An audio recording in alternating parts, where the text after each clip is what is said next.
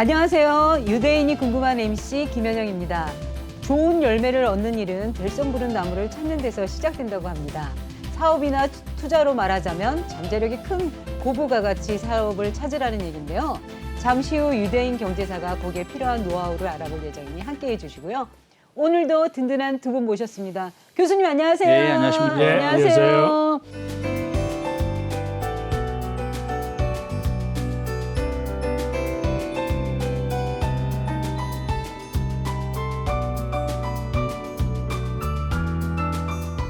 고부가 가치 산업?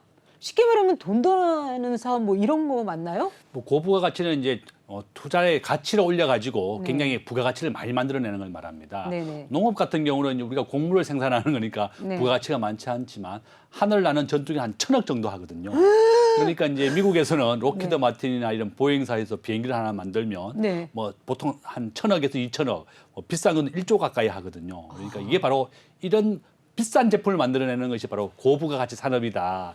이렇게 말씀드릴 수 있죠. 저희가 얼마 전에 알아본 영화 산업도 대표적인 고부가 가치 산업이라고 했던 게 기억나던데 유대인이 선도한 고부가 가치 산업이 영화 말고도 또 있나요? 그럼요. 가장 대표적인 것이 이제 IT 산업이 같은 경우다. 네. 구글이 지금 유튜브를 취득함으로 인해서 굉장히 기업 가치가 올라갔고 네. 시가총액 2,000조입니다. 오. 그러니까 이제 유튜브가 전 세계 젊은 사람들이나 많은 사람들이 TV를 안 보고 지금은 유튜브를 더 믿고 있는 사람이 되었거든요. 또 우리나라에서는 또 TV보다도 또 유튜브의 영상 뉴스를 더 신뢰하는 사람들이 많아졌다. 네. 그래서 유튜브라든지 요즘은 뭐 틱톡이라든지 또 그렇죠. 15초나 30초짜리 영상을 보면서 네. 더 많은 사람들이 스마트폰에 더 열중을 하고 있거든요. 이와 같이 이런 영상과 미디어의 시대가 왔다. 이렇게 또 말씀드릴 수 있죠. 유대인이 고부가 가치 사업을 잘 찾고 잘 키운다는 얘기가 헛소문은 아닌가 봅니다. 그럼 유대인으로부터 시작된 고부가 가치 사업 첫 번째 키워드 뭘까요?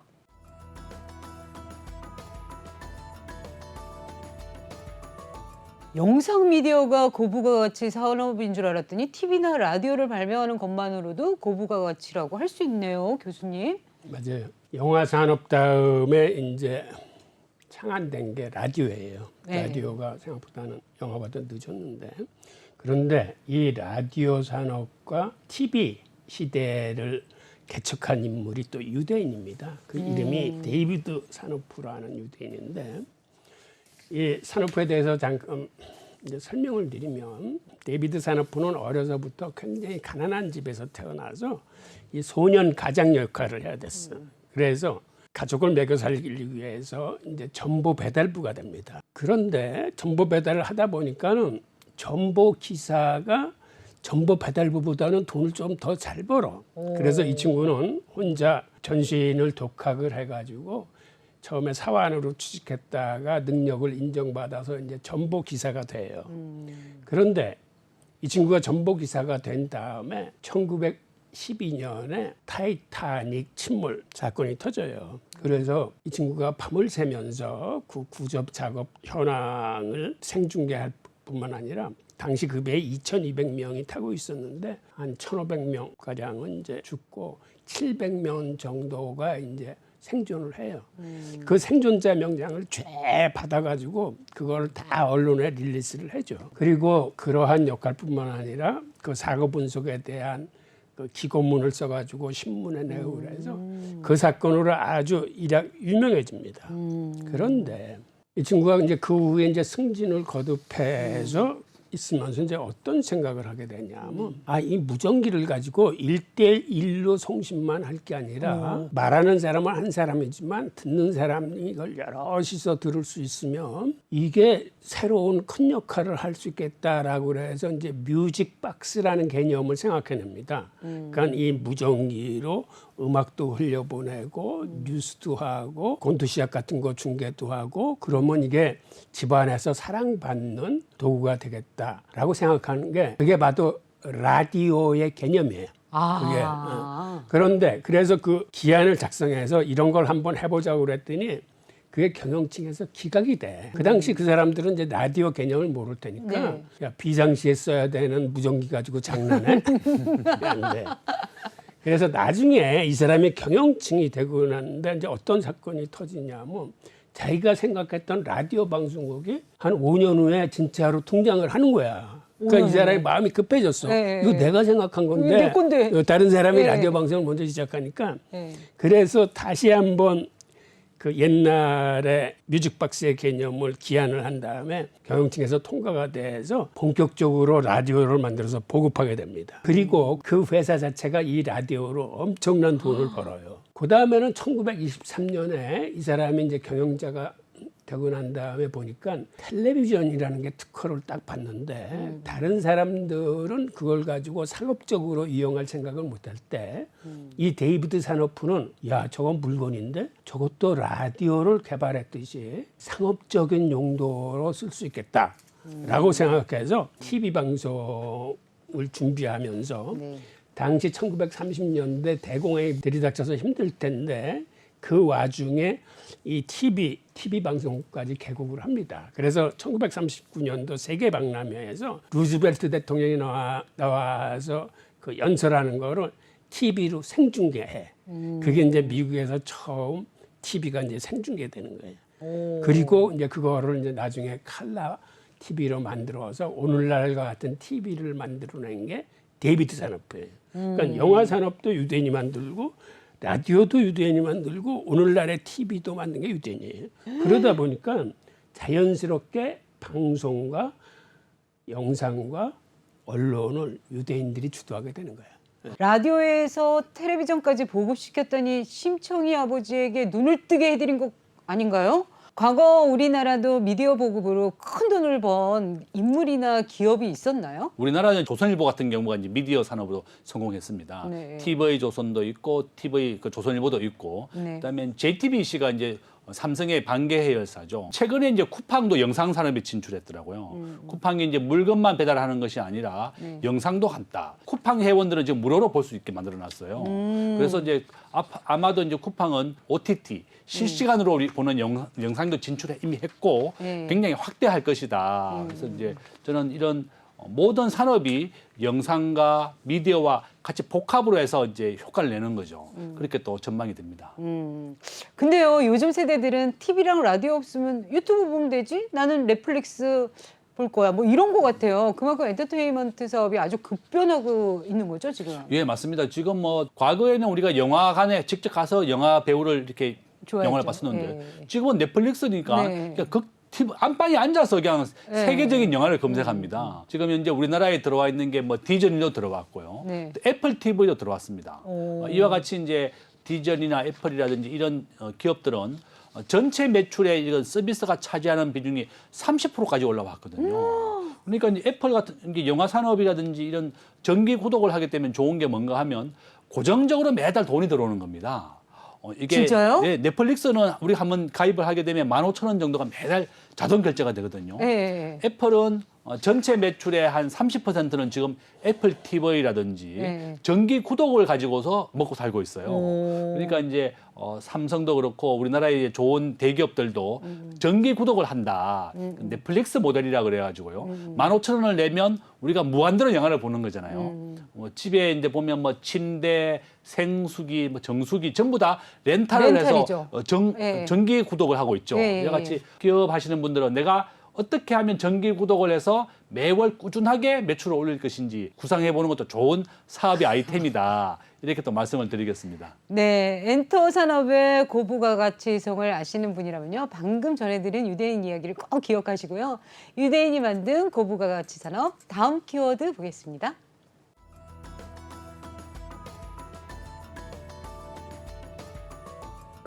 그쵸. IT 산업 빠질 수 없죠. 지금 IT 업계에서 유대인 경영자가 많은 건 알겠는데 처음 시작 단계에도 유대인이 주도했나요, 교수님? 네, 맞습니다. 이 IT 산업에서도 이제 네. 유대인을 빼놓을 수 없는데 네. 우선 옛날에 컴퓨터는 유리진 공간을 수천 개 이렇게 해가지고 만들었거든요. 그래서 한번 계산을 할 때마다 회로들을 다 바꿔줘야 돼. 그랬던 거를 이 유리진 공간을 대체한 게 트랜지스터인데 그 트랜지스터를 발명한 사람이 윌리엄 쇼클리라는 유대인이에요. 오. 그러니까 이때서부터 오늘날의 이제 반도체가 탄생하는데 이 윌리엄 쇼클리로부터 밑에서 일했던 사람들이 나와서 만든 게 페어차일드라는 반도체 회사야. 그러니까 실리콘밸리가 만들어지게 된 주역도 유대인이었고 그때서부터 실리콘밸리가 반도체를 생산하면서 IT의 생산 기지이자 IT 산업들이 이제 발전할 수 있는 기기로 되는데 그 중에 또 하나 폰 노이만이라는 유대인이 오늘날의 현대식 컴퓨터를 만들어요. 이 사람은 사실은 수학자인데 이 사람이 당시에 오펜하이머 계획이라고 그래서 뛰어난 천재이기 때문에 원자폭탄 만드는 그 부름을 받고 가서 이제 연구를 할 텐데 이 사람이 옆에서 가만 보니까 그 진공관을 가지고 맨날 계산할 때마다 바꾸고 하는 게 참 바보 같아 보이거든. 이 사람은 컴퓨터 공학자가 아니야. 단지 수학자인데 이 사람이 보기에 저거 저렇게 하지 말고 저 컴퓨터에 뇌를 만들어서 즉 내장 프로그램을 만들어서 저거를 다 기억하게 하면은 굳이 이걸 매번 할 때마다 회로를 바꾸고 이렇게 해도 되지 않는 거 아니냐라고 해서 최초로 컴퓨터의 뇌에 해당하는 CPU 프로그램을 만들어서 컴퓨터에 붙입니다. 그래서 오늘날의 컴퓨터를 폰 노이만 방식이라고 불러. 근데 이 사람도 유대인이야. 아, 그 사람. 네, 그러니까는 트랜지스터를 발명해서 오늘날의 반도체를 만들게 된 그 쇼클리도 유대인이고 그런 멍텅구리 컴퓨터를 현대식 컴퓨터로 만든 폰 노만도 유대인이고 그들에 의해서 사실은 실리콘밸리의 IT 산업이 크게 되는 거예요. 그럼 제가 좋아하는 마크 저커버그 말고도 그렇게 대단한 유대인들이 많이 있었네요. 아, 그럼 그 외에도 오라클의 랠리 앨리슨, 그다음에 블룸버그의 통신사의 블룸버그, 그다음에 인텔의 CEO였던 앤드류 그루브, 그다음에 예전에 컴퓨터를 싸게 만들었던 그 마이크 델, 뭐 이루 셀 수가 없어요. 그러니까 사실은 유대인이 없이는 IT 역사에 책을 쓸 수가 없어. 한마디로. IT 쪽에서는 우리나라에서도 자랑할 게 많죠, 교수님. 아, 당연히 그렇습니다. 우리나라는 세계 1위의 전자국입니다. 우리나라가 세계 1위가 굉장히 많이 있는데요. 전 국민의 스마트폰 보급률 1등입니다. 1등. 95% 가지고 있고 또 통신 인프라. 우리나라 어디 가든지 와이파이가 다 되거든요. 세계 1위고 또 전자정부라고 해서 세계에서 평가하는데 우리나라가 1등입니다. 그러니까 모든 것이 이제 우리나라는 1등이 되어 있고 전 세계에서 신약이라든지 새로운 게임이나 영화가 한국에서 가장 먼저 상영이 돼요. 이것을 이제 우리가 테스트 베드화라고 부르는데 전 세계 새로운 영화라든지 게임 같은 경우를 한국 사람들이 워낙 빠르니까 뭐 버그라든지 문제점을 빨리 찾아낸다는 거죠. 또 우리나라의 또 네이버라든지 카카오는 우리나라에서 1등이지만 라인은 일본에서 1등입니다. 이와 같이 네이버와 라인 같은 우리 세계적인 IT 기업도 쟁쟁하다 이렇게 말씀드릴 수 있습니다. 네. IT는 앞으로 쭉 고부가 가치 산업이라는 김 교수님의 말씀을 기억하면서 세 번째 키워드 보겠습니다.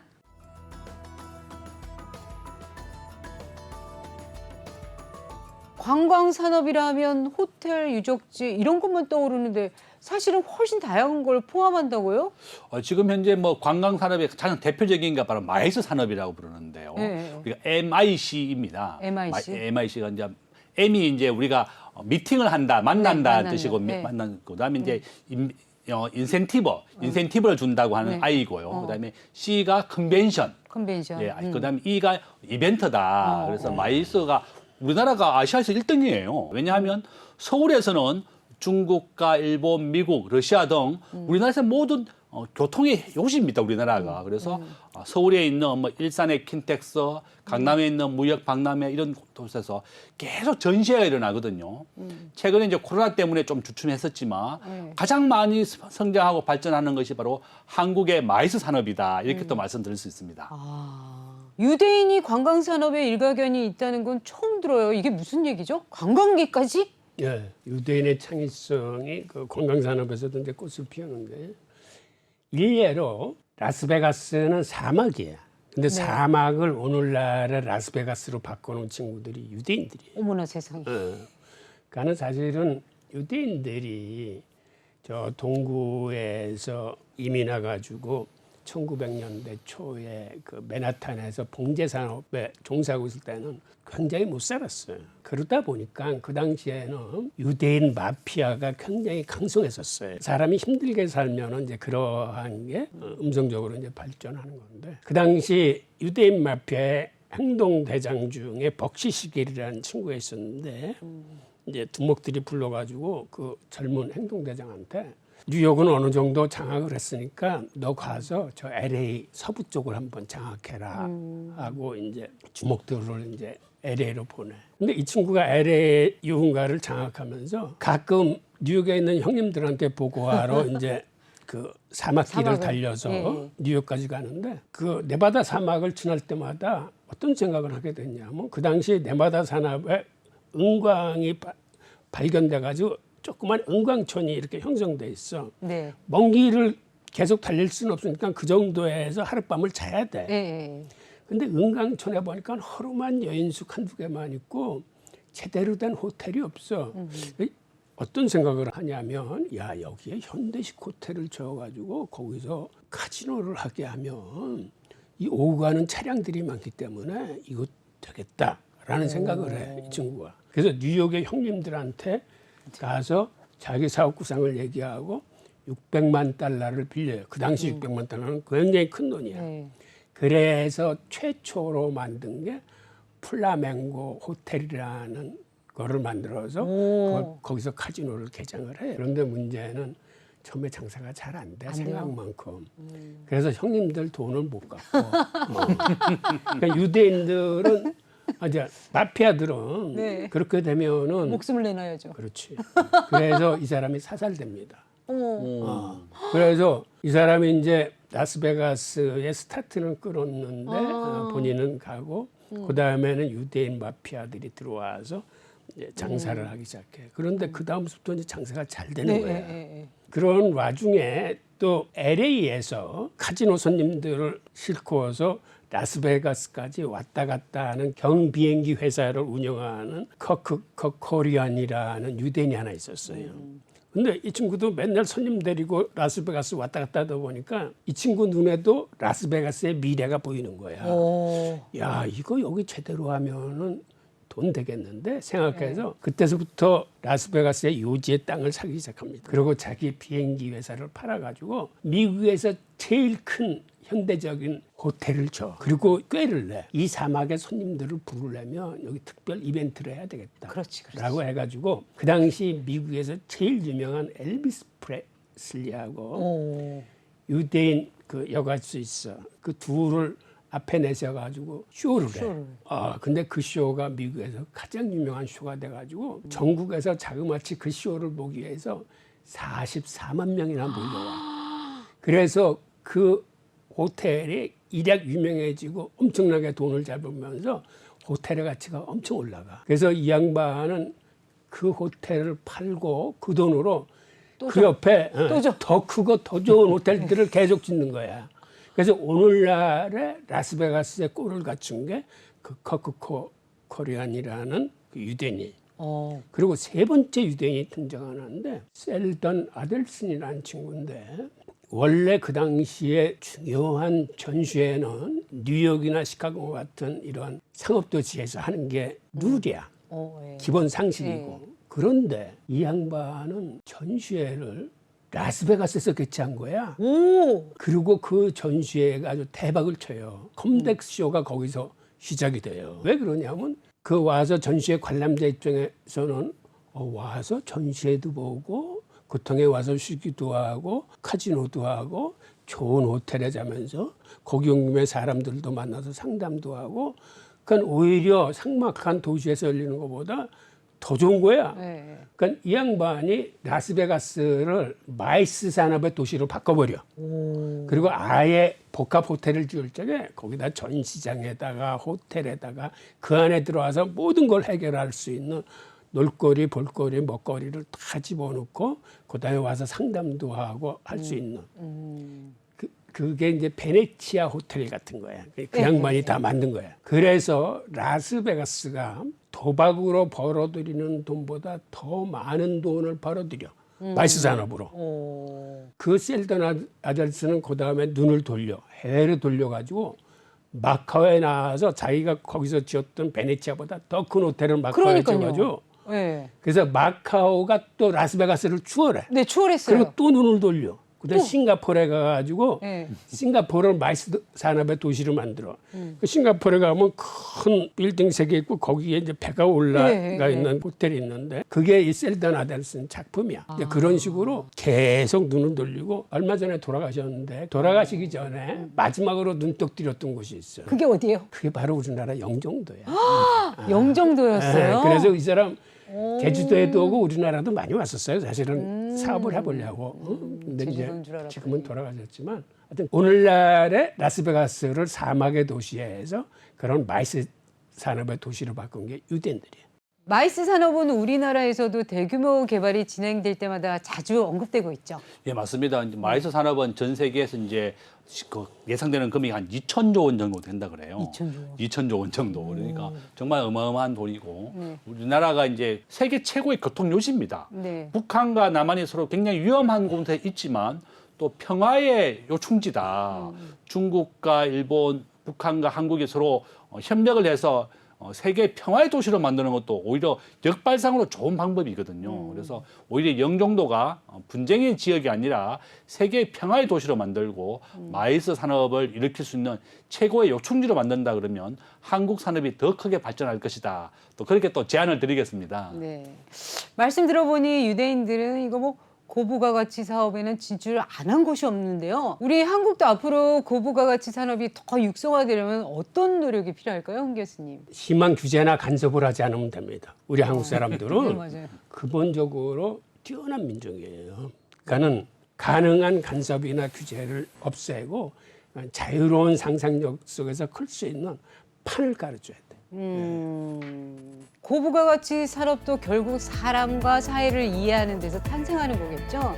따라서 이를 선도하기 위해선 유대인의 지혜와 함께 주변에 대한 따뜻한 관심도 필수라는 거 잊지 마시고요.